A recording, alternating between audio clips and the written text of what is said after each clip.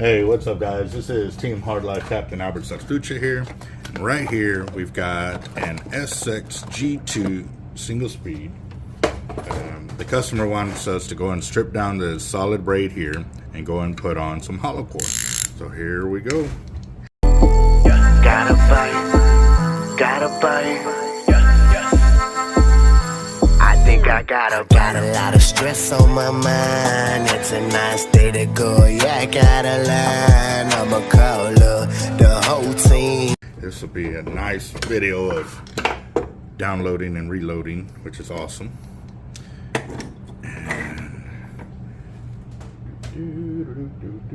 Where's that spool that I used? Strip down line. There it goes. Okay. Here we go.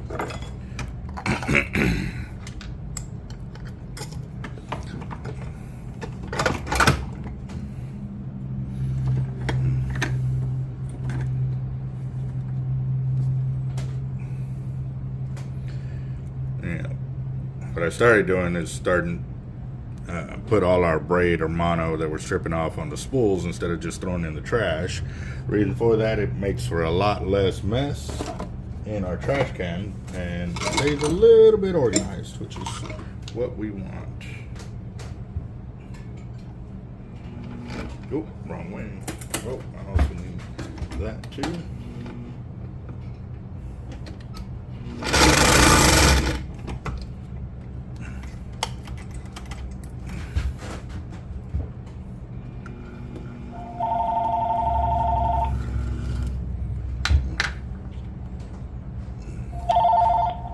Hard Life Bait and Tackle. Who is this? Okay, just a second.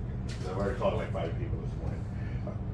Alright, so on your purple MXL, you said you wanted 60 or 65 with the top shot of 80. You didn't tell us what color line you wanted on there. And right now I've got orange, red, and 65, and then I also got in 80, I've got red, white, and blue. I got colors came in, so I got red in 80 and white in 80.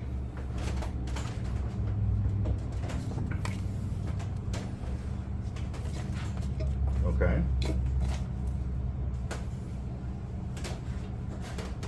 Okay, cool deal. All right, boss. You have a good one. All right, good.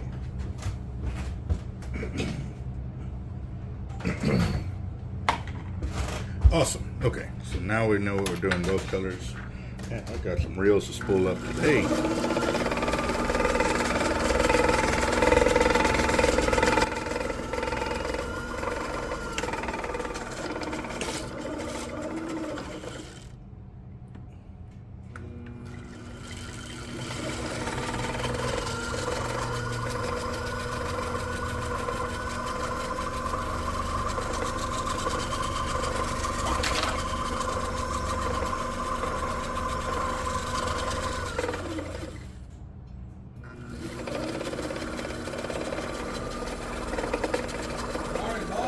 Morning, boss.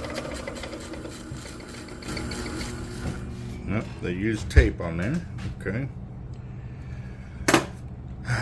Because the arbor is so smooth, a lot of companies don't know how to tie braid to the spool, so they use tape or they use mono, and yeah. We don't do that.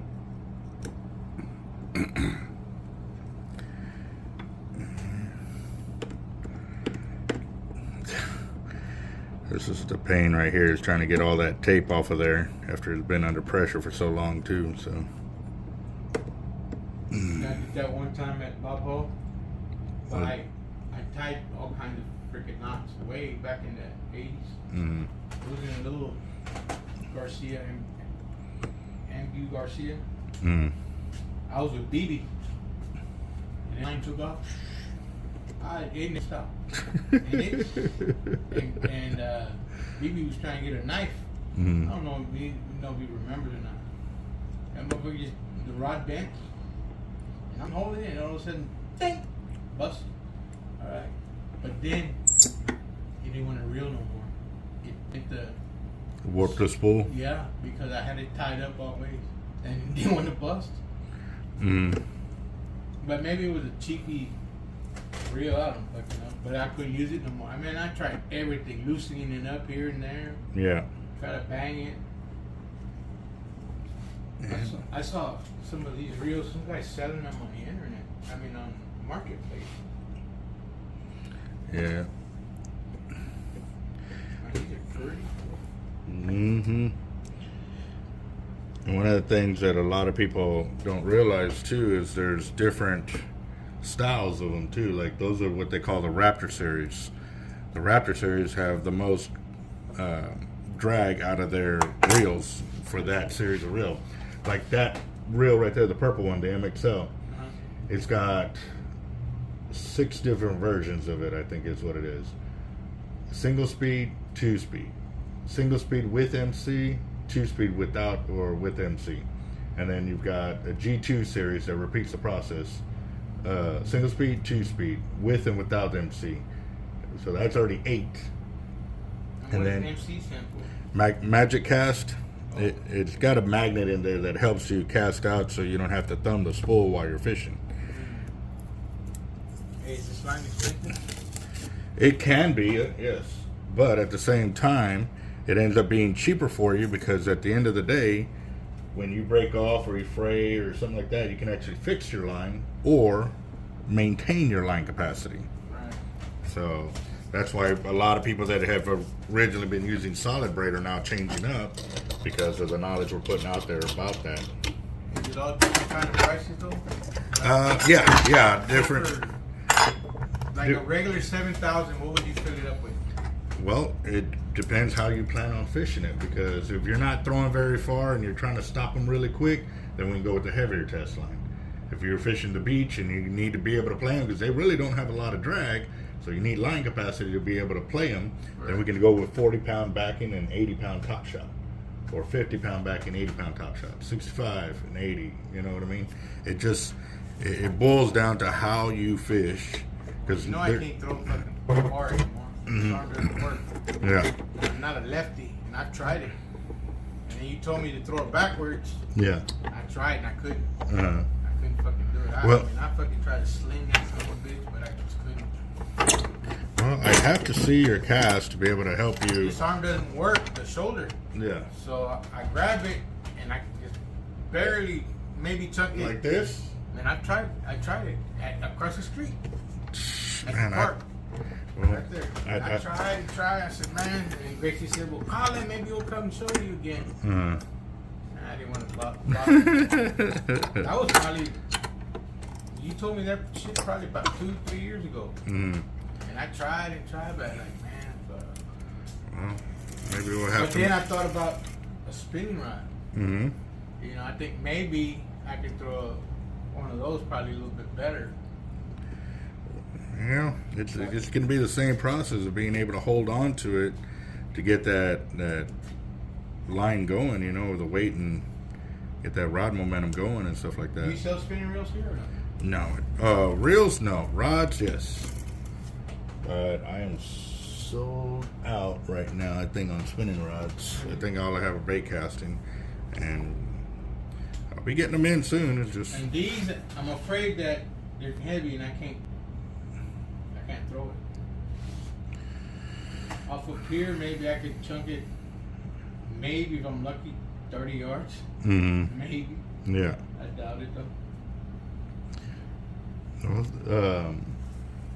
Those are some rod combos right here that it may help too, depending on the style of rod you're using. May also... Alright guys, so you can see here as I'm inserting the needle into the hollow core how much it expands. That is a really good thing to see when you're splicing, because it ensures that when you're going to pull in that tag end or that loop end of the other braid into that braid, you're not going to be messing with your weave or anything like that. It allows it the gap that you need so that way you can move the needle in. That's the other thing too, what you don't realize is when you're splicing and you're pulling that braid through the braid itself, it can rip that little eyelet off the back end of your needle while trying to do that. And since I have braid that opens up the way it does, it allows me to do my splice without worrying about me messing up my needle. And there's the knot. Alright guys, so got my line counter zeroed out, and now we're gonna go ahead and spool it up, and there you go. Got 2, 4, 6, 8, 9, 10. There's 10 wraps right there. Looks pretty decent.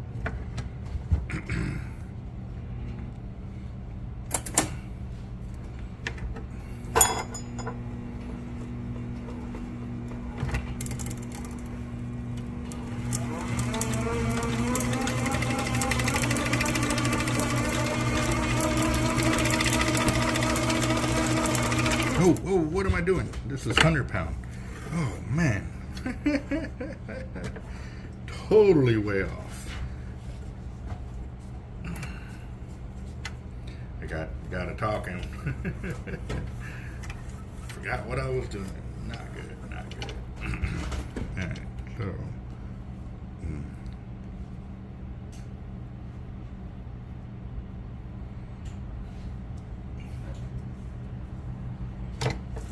and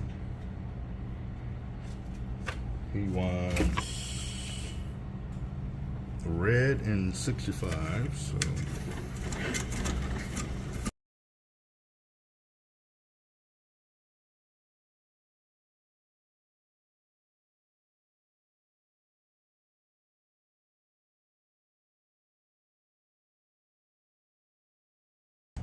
go down whenever they have tournaments somewhere. But the only bad thing I started thinking about is what is that guy like Postman and shit, the owner of Causeway Pier or whatever? yeah. Is he gonna get pissed off because if you're selling him stuff and you're parked down the road? Oh yeah, no, I mean stuff like that. He know I sell to Red Dot right across the way from him. I sell the bait bucket on the other side of him. Like he's making his money, because you got to think too. When people go, people are also very loyal to their stores. You know what I mean? So they'll go to him no matter what, even to him, which is fine. A lot of the tackle shops are like that, and even then too, if we set something up like that, you're gonna be hitting all the roads, driving around and stuff like that. That would be such a money maker right there, because it's dual wheel in the back, so it's made to carry some weight. It's not. It's a 6-cylinder gas. I just need to pretty much go through it all over again. But if it's something on your mind, man, let me know. I'm just trying to help you guys out. No, I'm definitely interested in it. Definitely interested in that kind of avenue and stuff like that. The only thing is, right now, the funding I'm using to get back from being so slow. Like, I was selling gear and it was making enough to pay the bills, but now I got to buy all that stuff again. So, I'm about 50K in the hole kind of deal. Yeah. But once I get all that back up and running, then I'll start reinvesting into, okay, what's my next game plan, But no, that would be, shoot. I was just thinking of that. I mean, I just figured, because Gracie said, she told me, says, my dream, see, my baseball gloves. I was going to just go to the little small towns here around, sell my baseball gloves out of there. Yeah. Never happened, man. Wow. My t-shirts, I was going to put everything in there and sell t-shirts out of it. Never happened. The fucking van is just sitting there in my dad's driveway, full of AutoZone stuff. My uncle was a manager, and they would throw all the shit away. Yeah. So he'd bring it home. So you're talking about fuses, light bulbs, phone cases, phone chargers, all kinds of crap. It's already about 10 years old, but it's still good. Yeah. Brand new. But just think about it. If you ever, figure something out, Yeah, that would be something that I'd have to. Man, it would be awesome for the channel, because then I could drive around recording myself selling fishing tackle and passing on knowledge and stuff like that. It's just getting to that point where I can leave here and not have to worry about here. That's another business to start up from scratch. You know what I mean? And which would which I don't know shit of. I just say you tell me what to do and I can do it. Damn it. Well, we'll definitely have to talk on that. We'll see what's up. Maybe I'll start a GoFundMe with my YouTubers, and maybe they'll get us up and running that way. Huh? Did you throw that extra lead in that left pot? Yeah. That's what you found yesterday, right? Yep.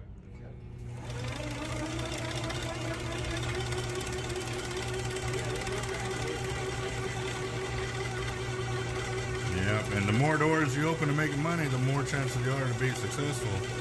If you put all your eggs in one basket, man, that basket will fall out from under you real quick. That's why when I first started my business, it was all shark leaders, just heavy gear. Well, after the oil field crashed, I had to reinvent myself, and so that's when I went to pompano, double drops, redfish, and kingfish, and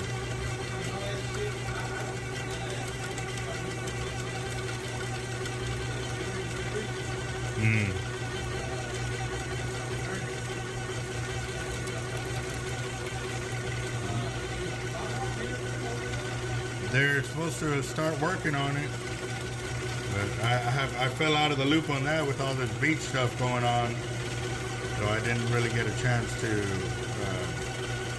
see what they got going on that. So. Well, that's weigh the sixes, the surf weights, and mark them all. When you're 50, But 60. you just weigh, put it like that, weigh it 5, 6. Spread them all out and then go back and mark them all real quick. Don't go one by one, trying to mark it. Okay. Yeah, throw all the six in a pile and then boom. Yeah, lay them all out and then you can mark them real quick and be done. Okay. All right, guys, so we're at 200 yards of 65. I'm going to go ahead and move up to the 80 pound that he wants on top. And here we go. I like it a lot. So.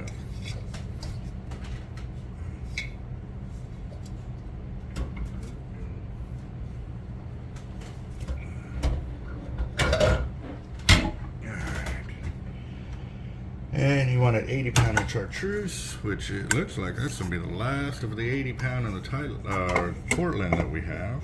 So we have to be placing an order real soon.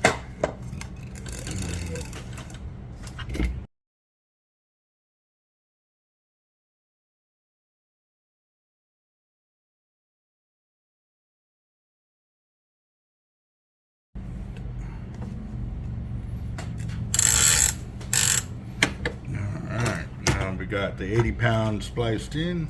I'm gonna go ahead and finish topping it off. Look very lovely. Nope.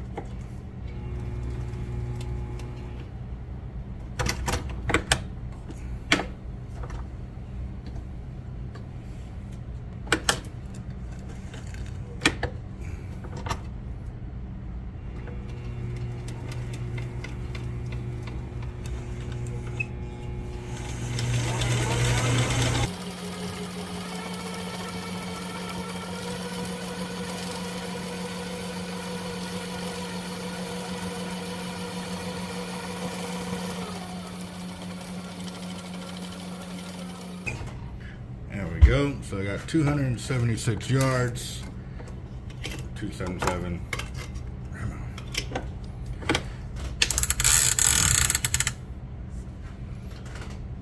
Not bad for an SX Raptor. That's for sure.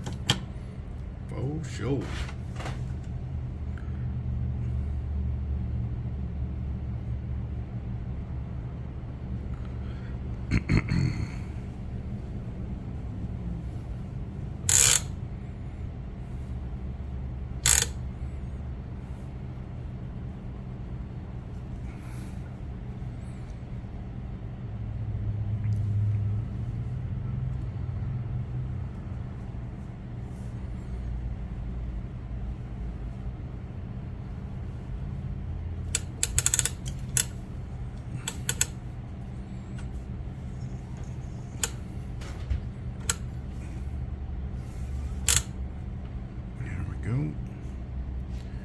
Loop to close out.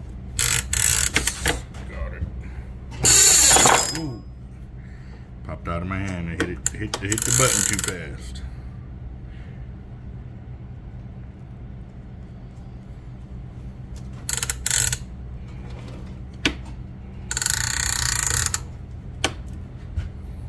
There we go. G2. Beautiful. So you got the gap on there between the spool and the housing. 277 yards. And again too, like that was from the Cortland, but you didn't see any of that from the tightline. Oh, a little bit of red right there.